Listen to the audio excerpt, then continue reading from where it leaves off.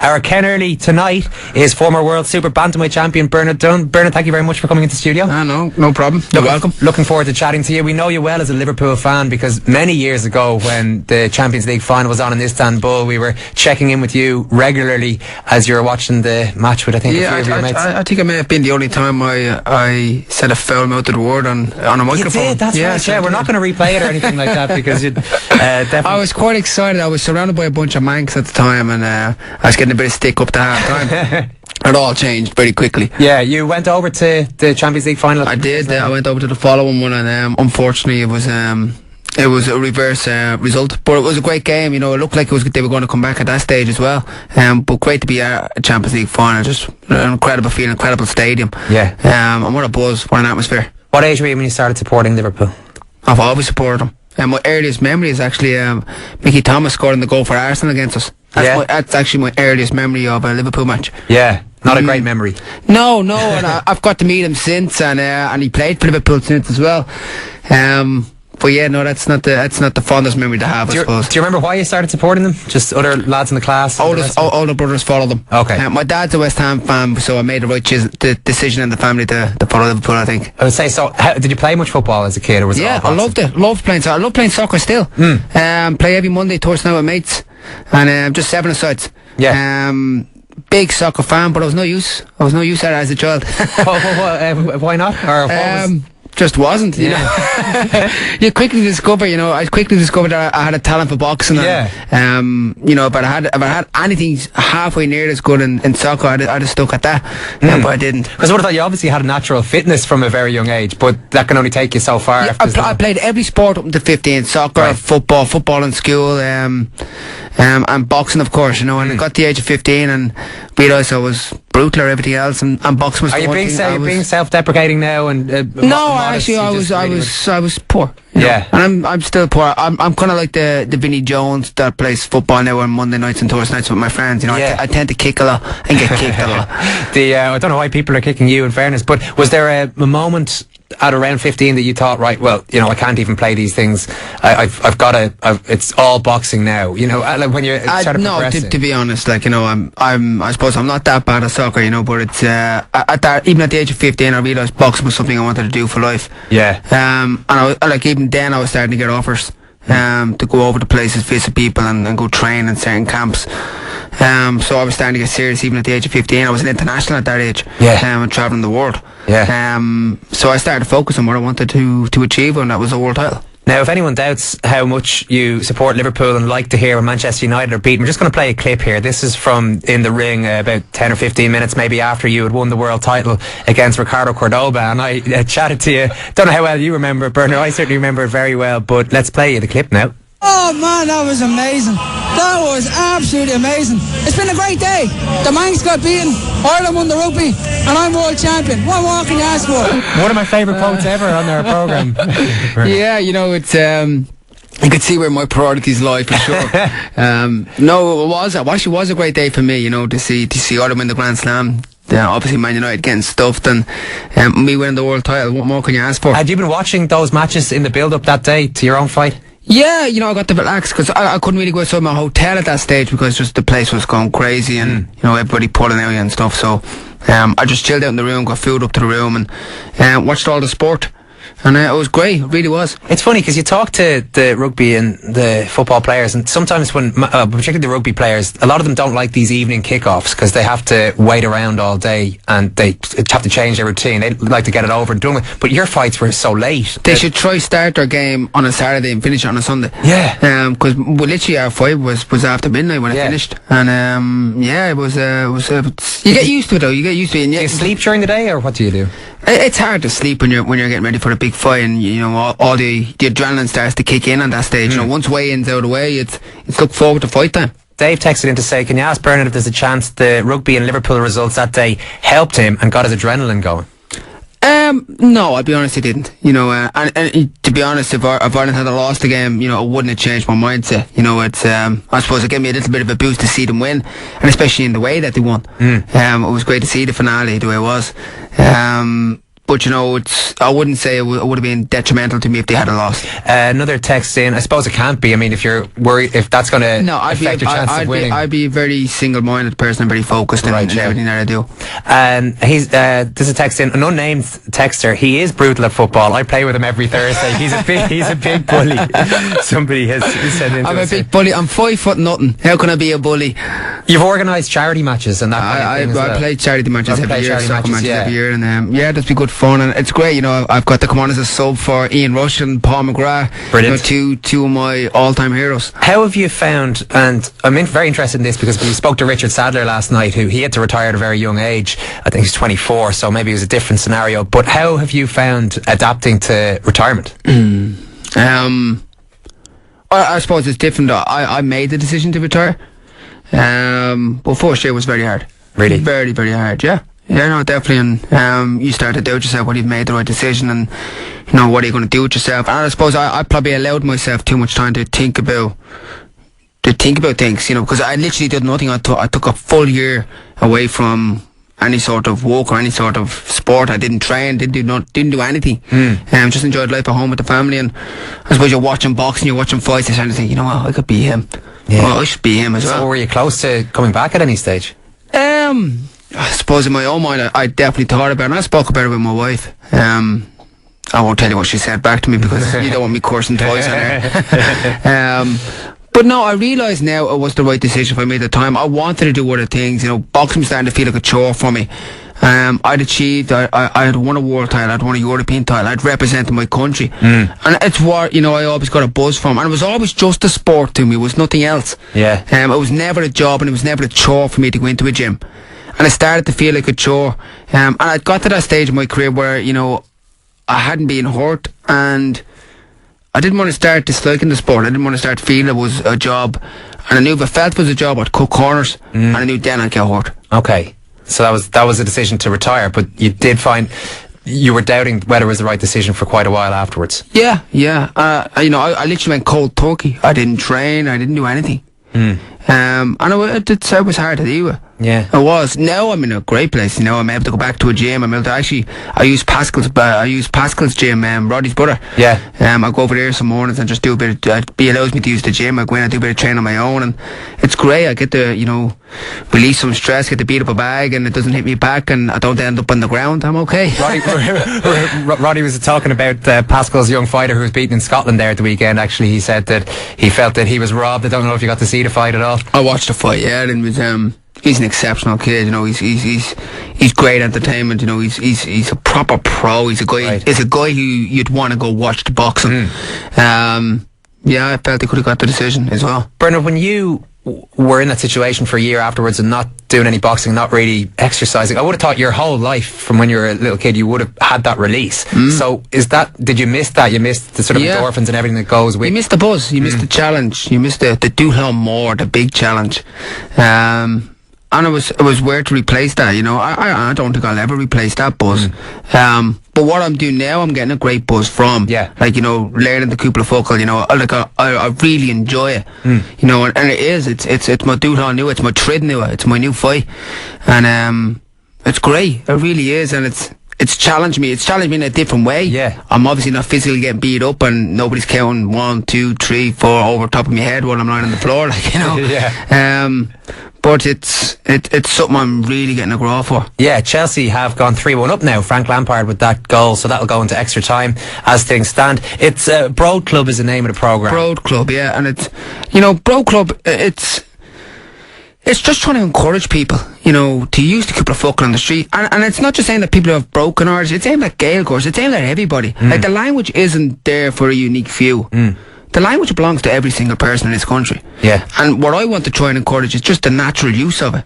And I have to say, I suppose I've been amazed at how much Irish I've seen being used on the streets. It's incredible. It really, really is. Really, like in what's even my own folks, like my mum and dad would have left school when they were, 12, 13. They absolutely know Irish. even their friends come into the house and you'd hear them say, oh, there's Bernard, Keiko will too, Bernard, or Collis a thought too, cut a scale lat. And it's just simple things like that, and it really puts a smile on your face, and it's amazing how quickly you'll pick up the Cúpla Focal. And even when I walked in, you said you'd none, and we had a 2-minute conversation there in Irish. Well, it was mostly one way. But you were well able to understand, and you were well able to answer back. Yeah, funny with languages, actually, you can understand. I would understand fine, but sometimes actually speaking... We'll talk more five in a focus. Hishkin, Dina Ella, look, none of you should have glowered lumps. When anybody else is talking to me, I have a problem understanding what they say to me. Right, okay. But I'm able to say what I want to say. Yeah. So it's like I'm still not an email leaf for folks, like, Tommy Gady needs for Gok Law, because I'm practicing and I'm getting to meet people and getting to talk to people. And when did you start thinking about this side of your... When I retired, I actually said it the night I retired from boxing. On the day late, I said, I want to start learning Irish now. Right. And I did. I went down to Oris Cronin in Clondalkin Village, met Brino Garvin down there, and he just helped me with my Cúpla Focal, and I went to a class and started to learn, and I progressed from there. I want to rear my kids Oskelga, and I'm doing that. That's what I'm doing. You went over in your professional career, started in the United States, spent a number of years there. Did you start thinking of yourself differently in terms of your Irishness while you were there? I bought a Cludishka August Lauer and Gin Oskelga. Yeah. Seriously. And when I lived in the States, you start to think about things like that, and as you get older, and I remember being a kid in school, and I wasn't just Irish that you hate every subject. Yeah. But Irish sticks in your head because it's your language. Yeah. And it's the one thing that's completely associated with your country. So that sticks in your head that you actually hate it that more than anything else. Yeah. When you get older, you start to think about, I should have paid more attention to Irish when I was in school, and it would be cool to be able to speak the Cúpla Focal and have a conversation with somebody Oskelga, Yeah. So I went down and bought myself a book and a CD when I was in the States, but it was so hard because I was on my own. So it was really hard for me to pick it up because you had nobody to kind of say it to and for them to correct you and say things back to you. So I had nobody to interact with Oskelga. But when I retired from boxing, that completely changed, and I'm loving it. I really am. Even when I play golf now, I'd speak to Cúpla Focal, and it's I curse at myself Oskelga. And what's the aim of the programme? I know it's on Monday evenings, but you want...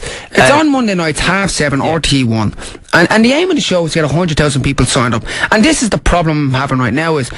Everybody's saying what a great idea it is, and yeah, you're right. We should have a grow. We should have a broad. We should be pride of our language. We should be proud in who we are. We should have. It is. It's a sense of who we are. It's a sense of identity. And yeah, it's a great idea. I'm going to speak to Cúpla Focal. But they won't. They don't go the step forward and signing up to the show and signing up to finding out what they can do, what they can interact with. Because there's everything's on the website for you to find out about. Yeah. Events that have been run in your area. There's free stuff on there where you can get dictionaries and all this kind of stuff. Oskelga.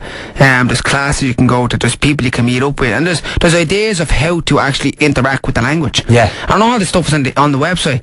Now the goal is to get 100,000 people signed up. We're over 2 weeks in now, and we've got 15,000. So we've 6 weeks. We've 6 weeks total. So I'm Tommy Fee brewing ish. I'm under pressure now. Okay. Because it's hard to get people to go that extra mile and take 2 minutes from the time and sign up. Yeah. And that's what we need people to do. We need people to sign up and actually make a demonstration, make a show that has spawned the road. Show your pride, like.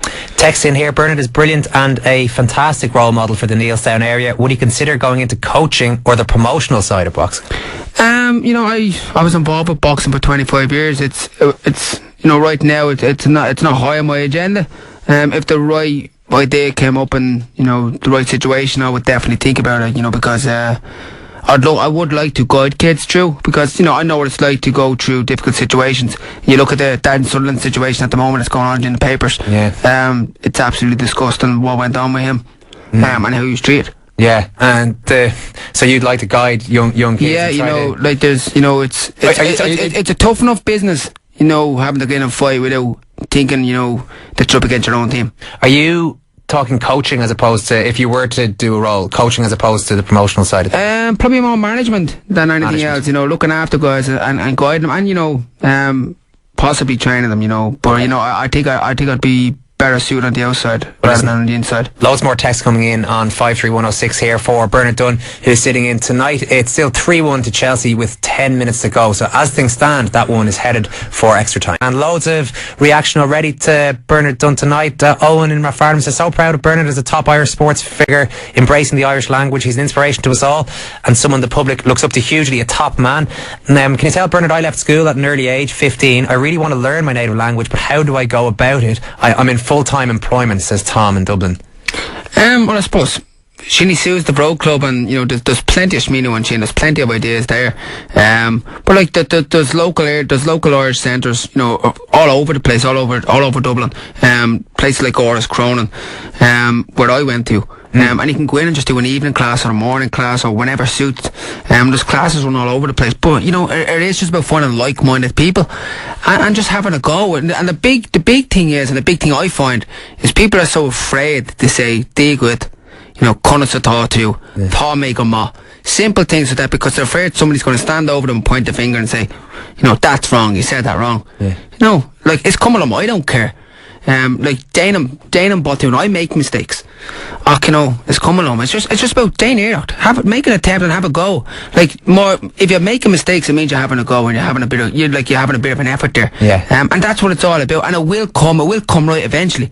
But just clock to practice and not be bored. Just don't be worried. Alright, a text from Anto the Dub. A lot of respect to Bernard, but will you ask him, why did he have a Blackburn Rovers jersey on in the mid-90s? A picture of that was shown on RTE after he won the world title. Is that right? It was indeed. Nimiro Kincha, I'm actually not too sure. It wasn't because I followed him, that's for sure. Yeah. Maybe Kenny was involved at that stage and had some sort of sentimental feeling towards them. I don't know. Right, okay. But no, I was always a true red. Times were hard back then. There was no money about. You wore whatever clothes you were in. And you're a true Republic of Ireland fan as well. You're looking forward to the European Championships. Yes, I can't wait for it. I go to all the games, and I did a bit of recording at the last game. Yeah. And the last friendly game. Wasn't the most exciting game, but it was good to be there, and it was good to see what went on. Do you have any issues with the football that's being played? The fact that it's not entertaining? Come here, everybody has an opinion, and everybody thinks they can manage a team better than any manager. Trapp has to live and die by qualifying for big tournaments, and at the end of the day, he's qualified. Would we all accept being beaten 5-3 in every game and not qualifying for anything? Yeah. That's a big question. I'm with you, and I think style is great, but it's not like we're qualifying for tournaments. I think maybe he can be a bit stubborn. Yeah. And in a lot of his decisions, he can be a bit rigid in his formations. But he's got us there, so. And let's see what happens there, because we're going to get talk about this now.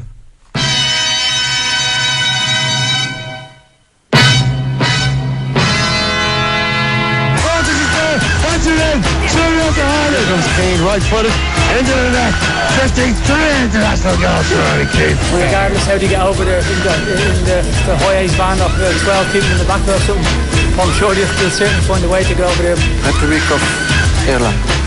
In Group C, we have Spain, Italy, Republic of Ireland and Croatia. Yeah. Italy is the last game indeed, Bernard. We want to just got the end of that conversation. We've been compiling a league table for all of our stand-in hosts while Ken's away. We want score predictions for the 3 games. We'll get to that. But first of all, if Bernard Dunne was manager, what would his team be? Who would be the 11 players out in the field? He's, and you look at the 11 that he puts out, it's his best 11. Probably the only one I'd change would probably be Doyle up front. I think I'd give doing that off Stoke and Walters. John Walters, you like? Yeah, I like him. I think he's a fantastic player. I think he does everything Kevin does, but he's got pace and he's scored in goals. You look at the Wolves, I suppose, quartet that are involved with the team. It's going poorly, yeah. It really is. It's terrible. Yeah. So how you can justify leaving Mr. McLean now, who's one of the most consistent performers, in the Premiership at the moment. Would he be in your team, or just not in the starting 11? You'd take him over. Yeah, I definitely. You still have Duff and McGeady on the wings. You have to. Givens in goal. You've O'Shea, Dunne, who's hopefully going to be fit. Yeah. You've Kelly. I'd play St. Ledger. Middle of the park, you've got Whelan and Whelan Andrews there. Andrews as well, and obviously Mr. Keane up front, and then who you put with Keane, is the thing. Yeah. How many strikers is he going to bring? That's another question. Yeah, it looks like he's hinting at bringing 5, which would... I'd be surprised. But that does seem like a lot. Yeah, I would be shocked considering the way he plays. Yeah. Unless he's going to use Walters as a winger as well. Or Coxey says he can come out the wing if needs be. Not the quickest. Yeah, you know, and again, going back to the stubbornness, you know, you think of, I suppose, players like McLean who could come in. You think of, because he could play midfield, he can play anywhere in the middle of the park. Yeah. Or anywhere on the wing even. You think of Stokes at Celtic. Yeah. McCarthy. Yeah. Can't bring them all though. Adrian texted in, our midfield duo get a lot of flack, but none of your guests have changed it. Why is that? Everyone's gone for Whelan and Andrews. I think it is his best team that he starts with. Okay. They do the job that he wants, and they play to the system. He's got a system where he wants them to hold a position. He doesn't want them to break from it. So yeah, you know, it is the best. He has the best team out there for his system. Okay, result predictions last night came from Richard Sadler. Here's what he thought in case you missed it.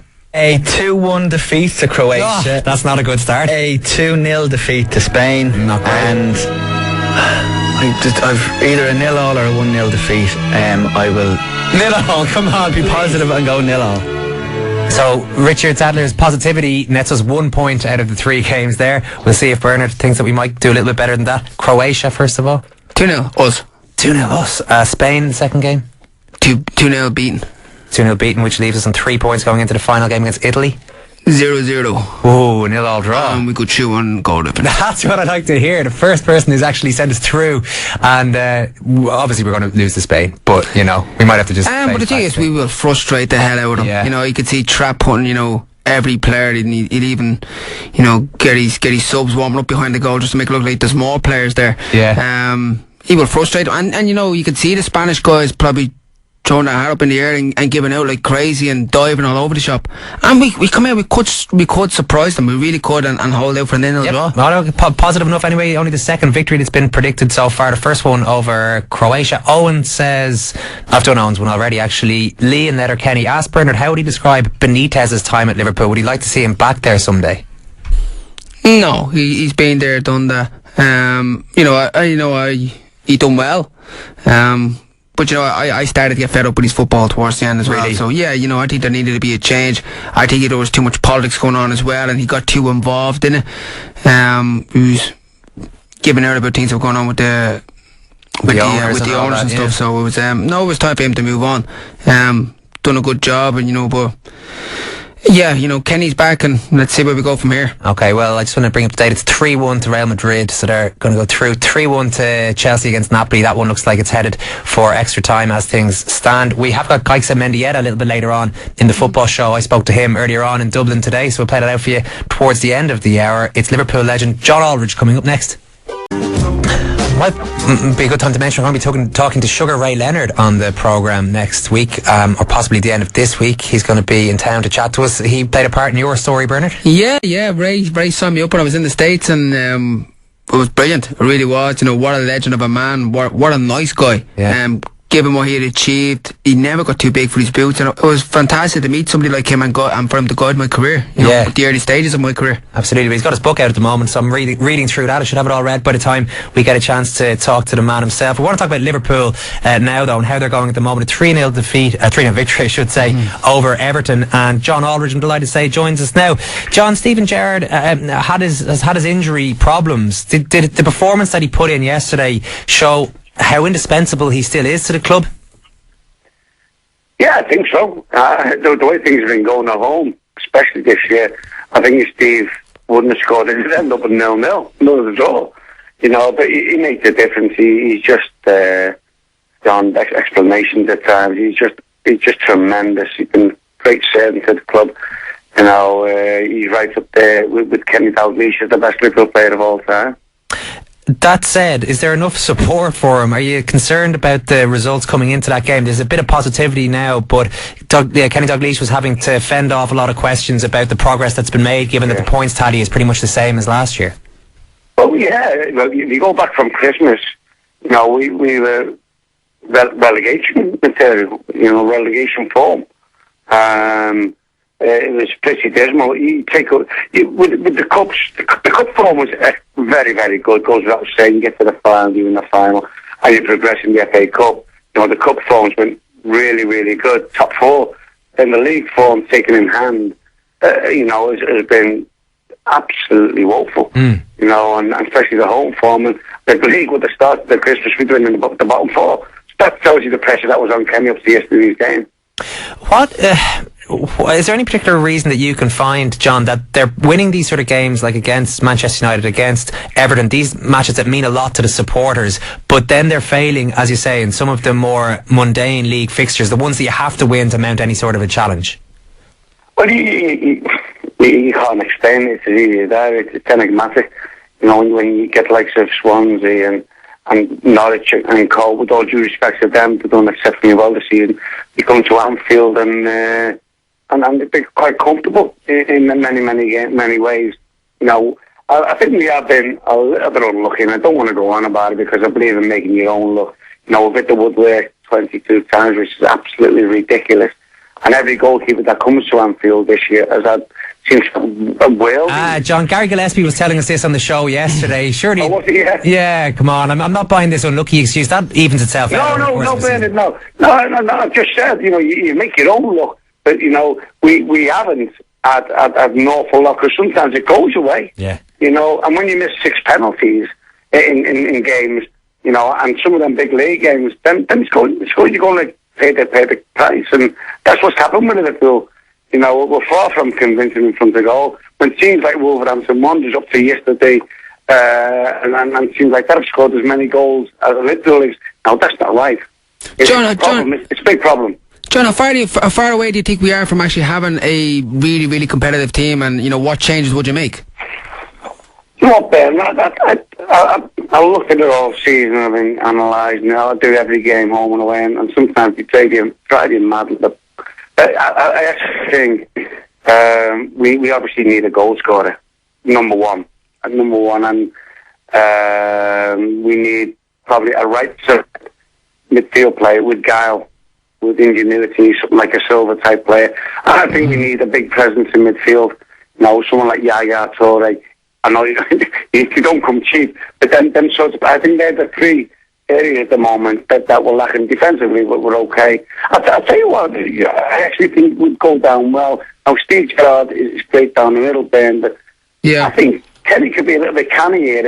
If he utilised Steve Gerrard in the right side midfield role, like Beckham, the last 3 years or so of his career, I think it could be a masterstroke. I really do, and that would only save you know, face to get 2 positions and could save the Americans a lot of money. Do you think young Spurn is getting being saved from, I suppose, being any critical, any critics, because he's a local lad, he's a local Liverpool lad, and you know he's very similar to you. You know, he's dogged and he gets stuck in, but he leaves everything on the pitch.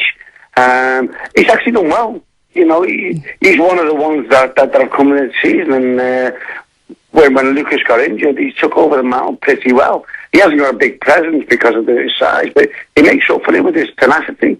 You look at the buyers what Kenny's brought in now.